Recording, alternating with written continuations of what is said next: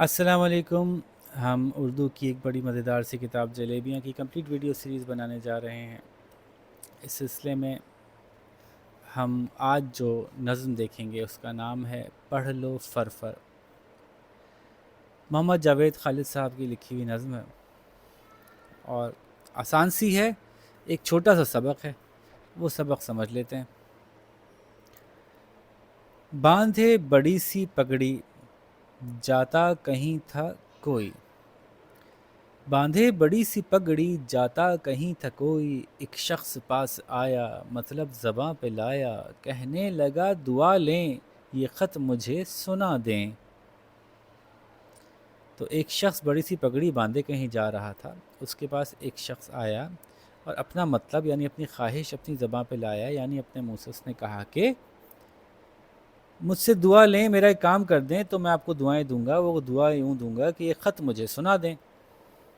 سر پر تھی جس کے پگڑی، کہنے لگا کہ بھائی، سر پر تھی جس کے پگڑی، کہنے لگا کہ بھائی پڑھنا جو مجھ کو آتا، خط تم کو میں سناتا، افسوس میں ہوں جاہل، کیا حل کروں یہ مشکل۔ کیا ہوا کہ جس کے سر پہ پگڑی تھی اس نے کہا کہ بھائی اگر مجھے پڑھنا آتا تو میں ضرور سنا دیتا، لیکن کیا کروں کہ میں جاہل ہوں، میں تمہاری اس مشکل کا کیا حل نکالوں۔ وہ شخص پھر تو بگڑا، یعنی جو خط لے کر آیا تھا، وہ شخص پھر تو بگڑا، کہنے لگا کہ اچھا اتنی بڑی سی پگڑی باندھے ہوئے ہو تم بھی، پڑھنا نہیں جو آتا، پگڑی کا فائدہ کیا۔ اب وہ جو شخص تھا وہ بگڑ گیا کہ یار تم اتنے سوٹڈ بوٹڈ ایک تیار شیار ہو کے نکلے ہو، اتنے تیار نظر آ رہے ہو، اتنا تم نے اپنے آپ کو اتنا باعزت بنایا ہوا ہے، اتنے عزت دار لگ رہے ہو، اور پڑھنا نہیں آتا۔ اتنی بڑی سی پگڑی باندھے ہوئے ہو اور پڑھنا نہیں آتا تو پگڑی کا کیا فائدہ۔ پگڑی تھی جس کے سر پر، ہاتھوں میں اس کو لے کر یوں دوسرے سے بولا، کس بات پر ہے غصہ، پگڑی سے میرے بھائی ممکن ہے گر پڑھائی، تم اس کو رکھ لو سر پر اور خود ہی پڑھ لو فر۔ پگڑی سے میرے بھائی ممکن ہے گر پڑھائی، تم اس کو رکھ لو سر پر اور خود ہی پڑھ لو فر۔ تو کسی بھی دنیاوی نمائش کی چیز سے، چاہے اعلیٰ لباس ہو، بڑی گاڑی ہو، بڑا سا گھر ہو، کوئی بڑی سی پوزیشن ہو، انسان ان چیزوں سے علم اور عقل حاصل نہیں کر سکتا۔ یہ چیزیں محض انسان کو دکھانے کے لیے، دوسروں کو روب میں لانے کے لیے استعمال کرتا ہے، اور دوسرے بھی حیرت ہے کہ روب میں آ جاتے ہیں، جبکہ اصل بات کسی انسان کو ممتاز کرنے والی اس کا علم، اس کا عمل، اس کا تقوی، اس کا بات کرنے کا انداز، اس کا لوگوں سے ملنے جلنے کا انداز، اس کا رہن سہن، طرز عمل۔ تو بہرحال دکھاوے کی چیزوں کے روب میں آنے والے بھی بیوقوف، اور دکھاوے کی چیزیں دکھا کر دوسروں کو روب میں لانے کی کوشش کرنے والے بھی بیوقوف۔ اس میں یہی سمجھایا جا رہا ہے اس نظم میں کہ بھائی اگر پگڑی سے کوئی پڑھ سکتا ہوتا، بڑی گاڑی سے کوئی پڑھ سکتا ہوتا، بڑی گاڑی کسی کو بڑا بنا سکتی ہوتی، یعنی عقل دے سکتی ہوتی، اگر کوئی بڑی سی یونیفارم کسی کو عقل اور بڑا پن دے سکتی ہوتی، تو تم لے لو بھائی پگڑی اور خود پڑھ لو۔ تو در حقیقت دنیاوی طور پہ تمام چیزیں بیکار، بے سود، بے فائدہ ہیں جو دنیاوی دکھاوے کے لیے استعمال ہوتی ہیں، اور بڑا وہی ہے، بہتر وہی ہے جو کہ علم حاصل کرے، اس پہ عمل کرے اور آگے بڑھے۔ تو اپنے آپ کو صرف محض دکھاوے کی چیزوں کے ذریعے سے دوسروں سے بڑے بنانے کا کوئی فائدہ نہیں۔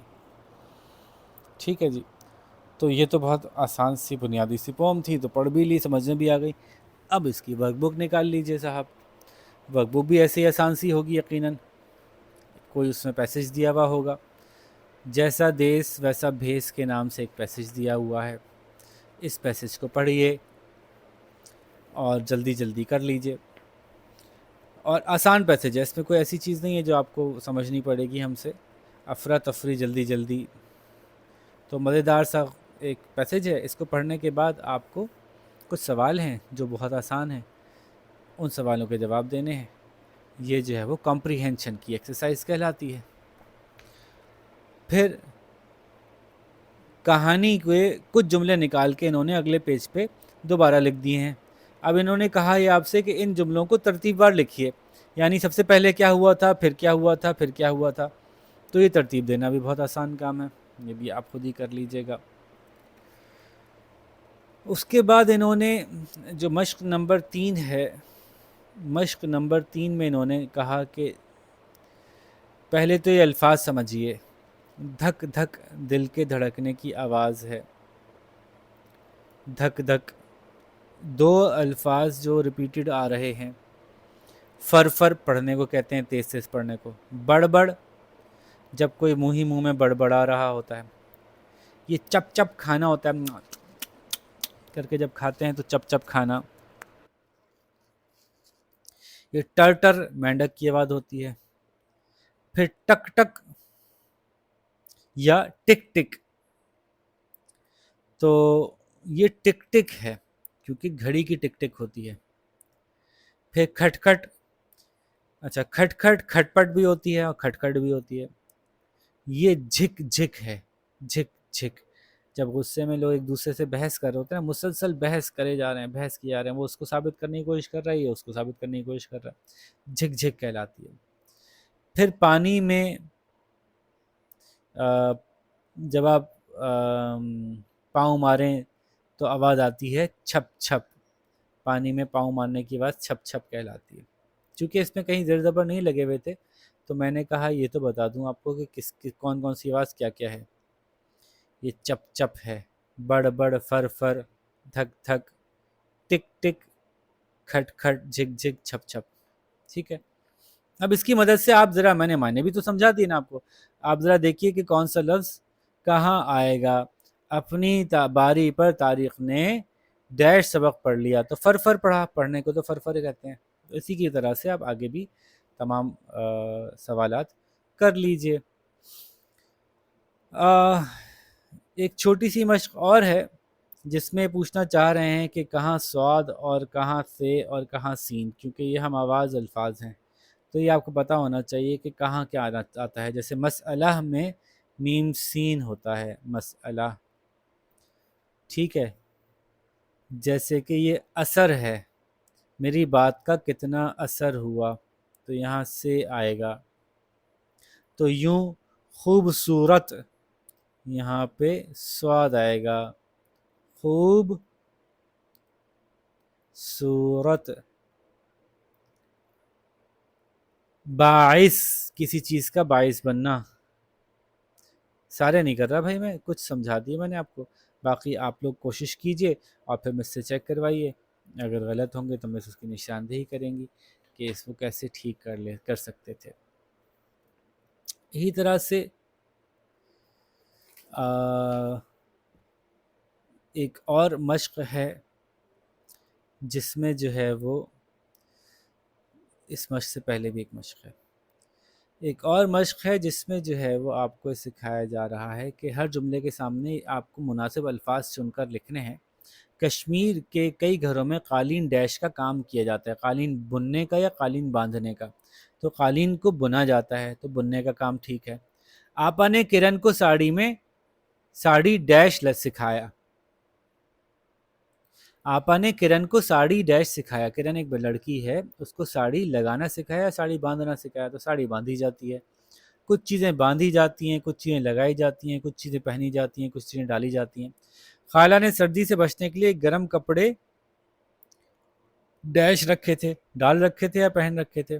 تو یہ تو آسان ہے کیونکہ انہوں نے یہاں پہ 2 آپشنز دیے ہوئے ہیں، آپ کو ان میں سے ایک آپشن سلیکٹ کرنا اور عام بول چال میں صحیح جو استعمال ہوتا ہے وہی لکھنا ہے.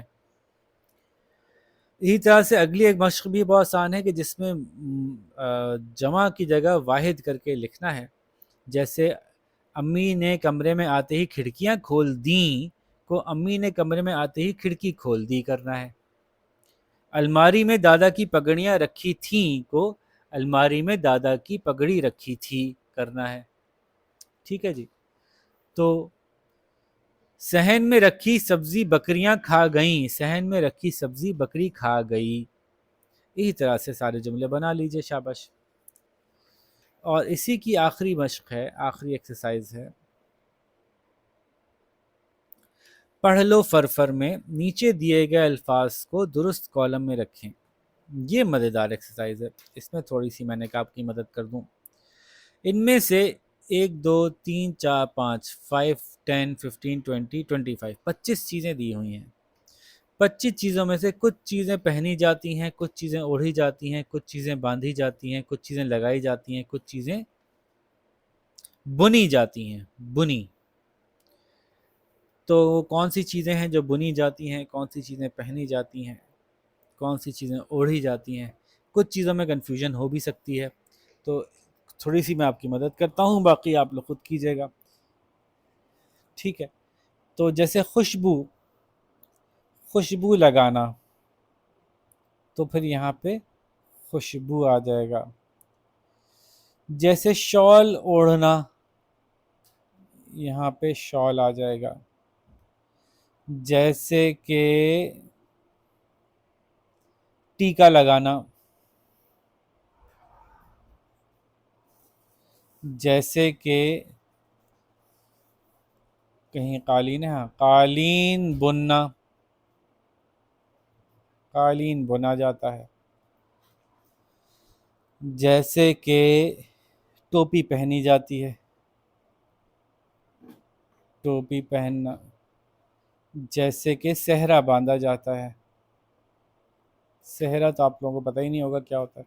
پرانے زمانے میں جو دلہا دلہن ہوتے تھے، تو وہ جب شادی کے لیے روانہ ہوتے تھے، شادی ہال میں نکاح کے لیے جاتے تھے، تو ان کے سر پہ ایک لڑیوں والا ہار ایسے پہنا دیا جاتا تھا کہ ان کا چہرہ چھپا رہے، تاکہ وہ شرما رہے ہوتے تھے تو اس شرماہٹ کو کوئی لوگ نہ دیکھیں. تو اس کے لیے منہ کے سامنے ایک لڑیوں والا، خوبصورت سی لڑیوں والا، گولڈن سلور ایک ہار نما سی چیز پہنا دی جاتی تھی، اس سے چہرہ چھپ جاتا تھا. اس کو صحرا کہتے تھے. ٹھیک ہے جی، اب تو کسی کو شرم آتی ہی نہیں ہے.